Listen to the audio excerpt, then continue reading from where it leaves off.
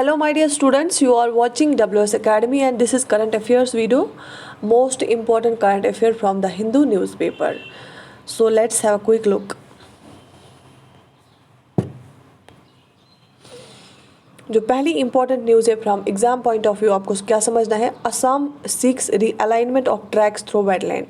असम के जो वेटलैंड्स है वहाँ से रेलवे ट्रैक जा रहा है और वो चाहते हैं कि उनको रीअलाइन किया जाए, शिफ्ट थोड़ा किया जाए, क्योंकि वहाँ पे बहुत कुछ जो एलिफेंट्स है इंजर्ड हुए ट्रेन से। ठीक है, वहाँ पे एक इम्पॉर्टेंट असम में एक इम्पॉर्टेंट बर्ड एरिया है जो डिज़ाइन किया गया है, जिसको डिजिग्नेशन मिला है under Ramsar convention of wetlands. एक कन्वेंशन है रामसर कन्वेंशन, वो किसके रिलेटेड है? वेटलैंड्स के रिलेटेड। ये एक पॉइंट आप याद रख लीजिए, Ramsar convention is related to wetlands.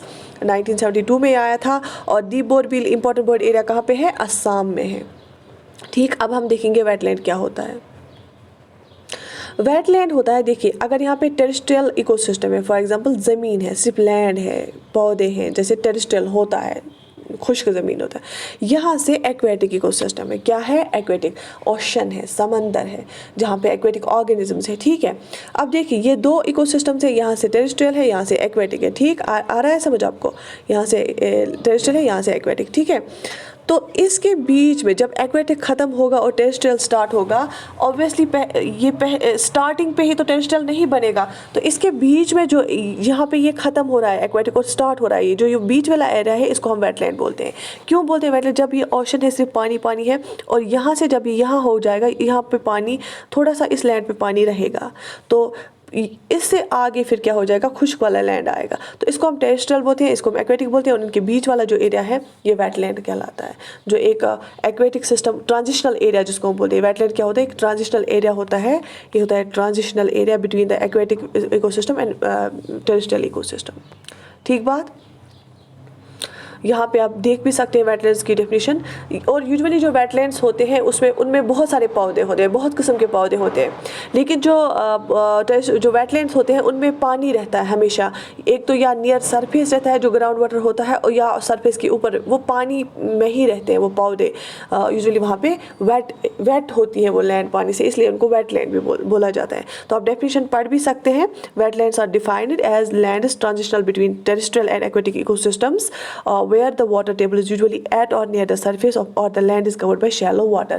या वहाँ पे लैंड जो होता है वाटर से कवर्ड होता है, या वहाँ क्या बिल्कुल वहाँ ऊपर सरफेस तक पानी होता है। Wetlands are areas where water is primary factor controlling the environment and the associated plant and animal life. They occur where the water table is at or near the surface of land where the land is covered by water. जहाँ पे भी जो aquatic system खत्म होता है और terrestrial start होता है, तो बीच वाला जो एरिया होता है वो वेटलैंड होता है, क्योंकि वहाँ पे जो पौधे हो या जानवर हो वो पानी में ज़्यादा रहते हैं, वो बिल्कुल वेट रहता है, इसको हम वेटलैंड बोलते हैं। और इंपॉर्टेंट जो कन्वेंशन है इसके related Ramsar convention wetlands related है। और असम में क्या है? दीप बोरबिल जो है एक इंपॉर्टेंट बर्ड एरिया है जिसको डिजिग्नेट किया गया अंडर रामसर कन्वेंशन। और अब वो असम वाले चाहते हैं कि वहाँ से कोई रेलवे ट्रैक ना रहे, सो दैट की जो इकोसिस्टम है वो डिस्टर्ब ना रहे। इसके बाद Chinese astronauts dock with new space station. China के लिए एक बहुत अच्छी डेवलपमेंट है। चाइना का एक अंडर कंस्ट्रक्ट हो रहा था एक स्पेस स्टेशन, तो उसमें वो एस्ट्रोनॉट से वो कल गए हैं, तो ये एक अच्छी डेवलपमेंट है। लेकिन हम देखेंगे स्पेस स्टेशन होता क्या है। A space station is a spacecraft capable of supporting crew members designed to remain in space for an extended period of time and for other spacecraft to dock। देखिए अगर जो हमारे एस्ट्रोनॉट्स हैं उनको जाना पड़ता है स्पेस में, और स्पेस में उनको कोई जो स्पेस क्राफ्ट है वो लॉन्च करना पड़ता है, तो वो अगर ज़्यादा टाइम के लिए उनको जाना है तो वो कहाँ जाते हैं? स्पेस स्टेशन में। एक स्पेस क्राफ्ट इसी के लिए रखा है हमने स्पेस में, उसको हम स्पेस स्टेशन बोलते हैं। और अभी जो है उसका हमारा जो नाम है वो ISS है, इंटरनेशनल स्पेस स्टेशन। और इसको बैक कौन करता है? इसको बैक करता है United states, Russia, Europe, Japan and Canada. United states, Russia, Europe, Japan and Canada इसको बैक करता है। इन्होंने स्टार्टिंग में लाया है इंटरनेशनल स्पेस स्टेशन। ठीक बात है, चले आगे देखते हैं। Hong Kong police arrest newspaper editors. देखिए हांगकांग हमेशा डिस्टर्ब रहता है, आप सुनोगे हमेशा न्यूज़पेपर में आता है हांगकांग के रिलेटेड प्रोटेस्ट्स होते हैं, वायलेशंस होती हैं। आज हम समझेंगे, परसों हमने ताइवान का पढ़ा, चाइना और ताइवान का। आज हम समझेंगे अच्छे तरीके से कि हांगकांग है क्या और चाइना और इसके क्यों प्रोटेस्ट होते हैं और चाइना और इसके बीच में रिलेशन क्या है। ध्यान से सुनेगा, आपकी स्क्रीन पे भी आ रहा है। Hong Kong was formally a British colony, ये पहले ब्रिटिश के अंडर था, जैसे इंडिया ब्रिटिश के अंडर था वैसे हांगकांग भी था, ये एक ब्रिटिश कॉलोनी थी। And was handed over to mainland China in 1997, और फिर मेनलैंड चाइना को इसको हैंड ओवर किया गया कब, 1997 में। Becoming one of the special administrative regions, अब ये स्पेशल एडमिनिस्ट्रेटिव रीजन बना किसका, चाइना में। ब्रिटिशर्स ने कब हैंड ओवर किया, 1997 में। ये पहले क्या थी, ब्रिटिश कॉलोनी थी, क्या, Hong Kong. It is governed by mini constitution, ये एक मिनी कॉन्स्टिट्यूशन से गवर्न होता है, इसको जो गवर्नेंस है वो चलती है, एक छोटा सा कॉन्स्टिट्यूशन है हांगकांग वालों के पास, उसको बेसिक लॉ बोलते हैं। क्या बोलते हैं, basic law, which affirms the principle of one country two system. जो वो बेसिक लॉ है, मिनी कॉन्स्टिट्यूशन है हांगकांग का, वो मानता है one country two system. That means China एक रिपब्लिक ऑफ चाइना है, उसी के अंडर हांगकांग आता है, लेकिन दो सिस्टम्स इसलिए हैं क्योंकि इनका एक अपना बेसिक लॉ है जो मिनी कॉन्स्टिट्यूशन है इनका। इतना समझ आया। The constitutional document is a product of the 1984 Sino-British Joint Declaration, under which China promised to honor Hong Kong's liberal policies, system of governance, independent judiciary, individual freedoms for a period of 50 years from 1997। जो ये mini constitution है या जिसको basic law बोलते हैं, ये क्या है, ये कब आया, ये प्रोडक्ट है, रिजल्ट है किसका, जो चाइना और ब्रिटिश के बिटवीन एक जॉइंट डिक्लेरेशन हुई 1984 में। तो क्या बनाया गया, बेसिक लॉ बनाया गया, जो एक मिनी डॉक्यूमेंट बनाया गया जिसको मिनी कॉन्स्टिट्यूशन बोलते हैं। इसमें चाइना ने क्या प्रॉमिस किया, इसने बोला कि आपको पता है चाइना में तो बिल्कुल स्ट्रिक्टनेस है, वहाँ इतनी फ्रीडम नहीं है जितनी बाकी कंट्रीज, डेमोक्रेटिक कंट्रीज़ में है।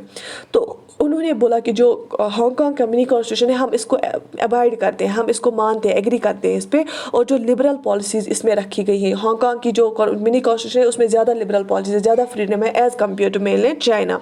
तो उन्होंने बोला कि हम एग्री करते हैं, हम उसको हम मानेंगे, जो इसमें लिबरल पॉलिसीज है या जो गवर्नेंस का सिस्टम है या जो इंडिपेंडेंट जुडिशरी भी है, वहाँ पे इंडिपेंडेंट जुडिशरी है, या इंडिविजुअल फ्रीडम जो है, हम 50 ईयर्स तक ये चलेगा, 1997 से लेके 50 ईयर्स तक। लेकिन 50 ईयर्स के बाद क्या होगा, इनका फ्यूचर कुछ बताया नहीं गया है। तो इट इज़ अ डिस्प्यूटेड